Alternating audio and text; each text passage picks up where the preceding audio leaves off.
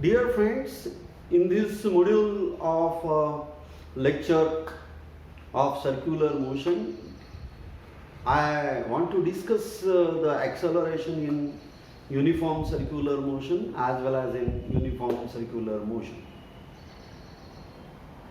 Now for that what we will do, we will consider an example of uniform circular motion here. Let the particle is performing uniform circular motion in a vertical plane, in the plane of a board. The axis of rotation for this is the axis of rotation about which it is revolving, the particles are revolving, and this is the center about which the particle is performing uniform circular motion. Uniform circular motion is the motion along the circumference of a circle with constant speed. The magnitude of the velocity is everywhere same. In order to have a uniform circular motion or a circular motion, there should be a continuous change in the direction of velocity. We know that velocity of the particle in circular motion is along the tangent drawn to the circle at a given point. The tangent is perpendicular to the radius that is shown here.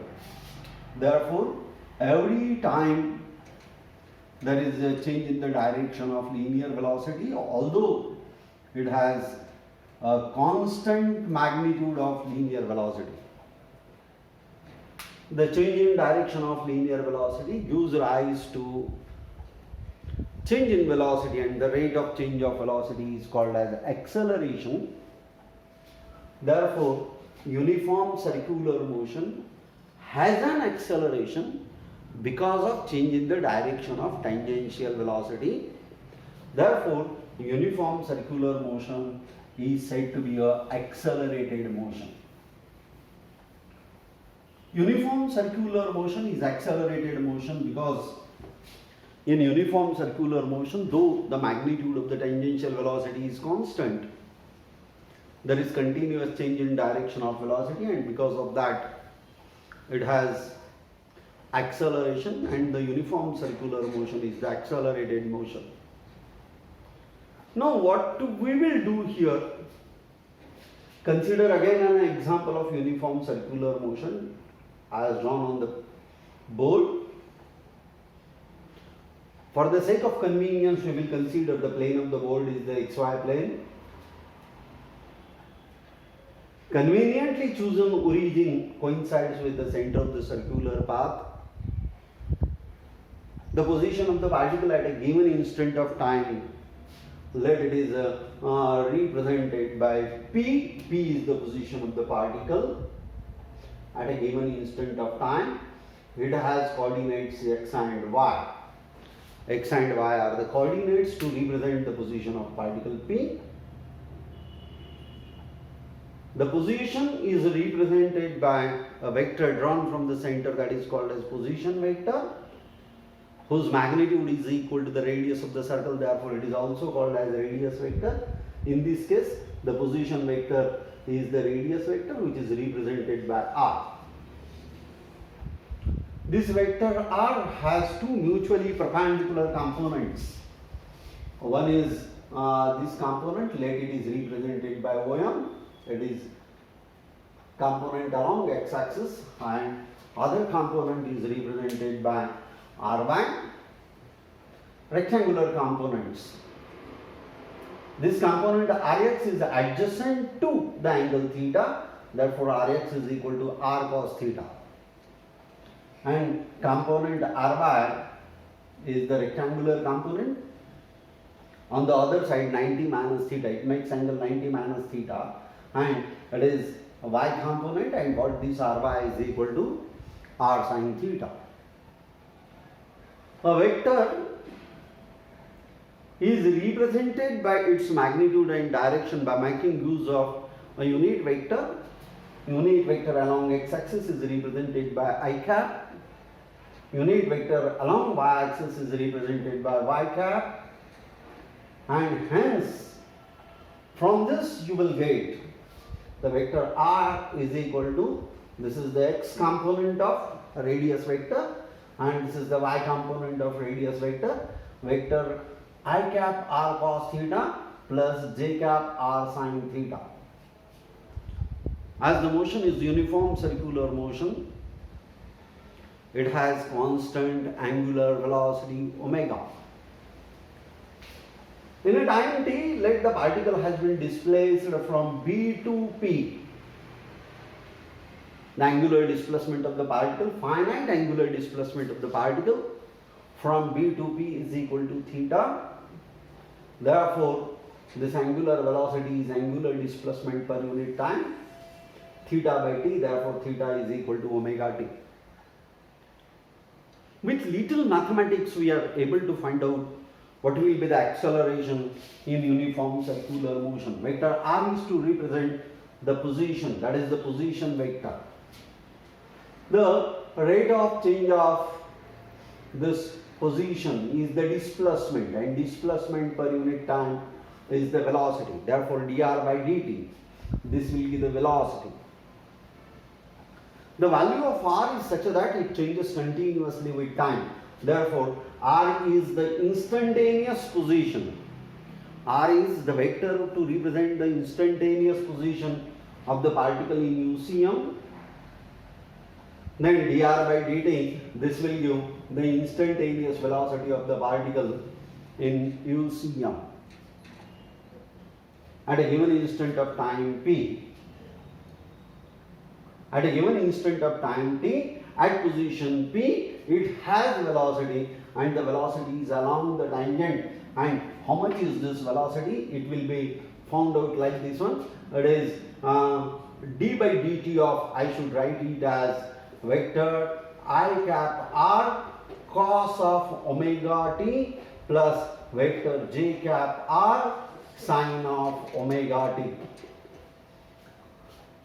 Now, with this we will find out the derivative and this instantaneous velocity, rather I will call it as, it is equal to I, the unit vector, r, then derivative of cos omega t is omega sin of omega t. Derivative of cos omega t is minus sin omega t. Now, plus j r omega, derivative of sin omega t is omega cos of omega t. It should be plus. Like this we will get an instantaneous velocity. This is the instantaneous velocity of the particle at position p when it has angular displacement theta. With this instantaneous velocity, we are able to find out the instantaneous acceleration.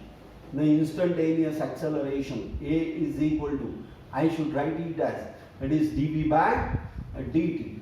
Therefore, it should be equal to derivative of this v with respect to time. Again, it is minus of I r omega constant. Derivative of sin omega t is omega cos of omega t, one more omega, therefore it is omega square cos of omega t. Then what about this one? The j cap r omega, derivative of cos omega t is minus omega, one more omega, omega square sin of omega t. Now I will write this as minus of omega square in the bracket, minus of omega square in the bracket, it is I cap r cos of omega t plus j cap r sin of omega t. This is the equation that I got. And what I had written in the bracket is nothing but vector r. Vector r is I r cos omega t. It is I cap r cos of omega t plus j r sin of theta is omega t. J cap r sin omega t. J cap r sin omega t. And therefore, at last I got an equation that vector acceleration in UCM is equal to minus omega square vector r. This is the expression for acceleration in uniform circular motion.